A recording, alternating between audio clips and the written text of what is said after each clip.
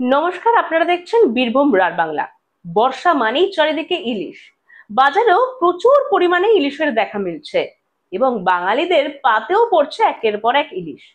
ভাজা থেকে শুরু করে ভাপা, সব রকম ভাবেই কিন্তু ইলিশের স্বাদ অতুলনীয়। তবে ইলিশ শুধু স্বাদের জন্যই নয়, গুণেও কিন্তু ভরপুর।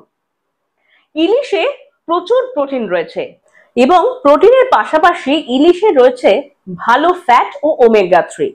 তাই যাদের হার্টের সমস্যা রয়েছে তারা যদি ইলিশ মাছ খায় তবে কিন্তু তাদের হার্ট ভালো থাকবে। তার কারণ প্রোটিন সমৃদ্ধ টিস্যু গুলোকে সুস্থ রাখতে সাহায্য করে ইলিশ মাছ।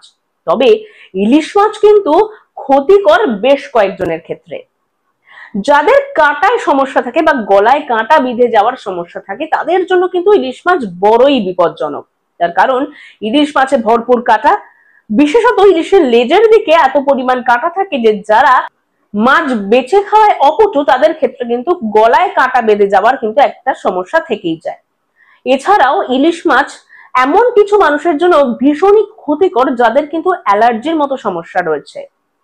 যারা অ্যালার্জিতে ভোগেন বা অন্তঃসত্ত্বা মহিলারা, এই ধরনের মানুষের ক্ষেত্রে কিন্তু ইলিশ মাছ খুবই বিপজ্জনক। তাই ইলিশ মাছ খাওয়ার আগে অবশ্যই ডাক্তারদের থেকে পরামর্শ নেওয়া আবশ্যক। তবে যাদের কোনো অ্যালার্জির সমস্যা নেই তারা কিন্তু এই বর্ষা সিজনে প্রাণ ভরে খেতে পারেন ইলিশ মাছ। ইলিশ যেমন মাছের রাজা, তেমনি পুষ্টিরও রাজা। এরকম আরো অজানা তথ্য জানতে অবশ্যই সঙ্গে থাকতে হবে বীরভূম রার বাংলা।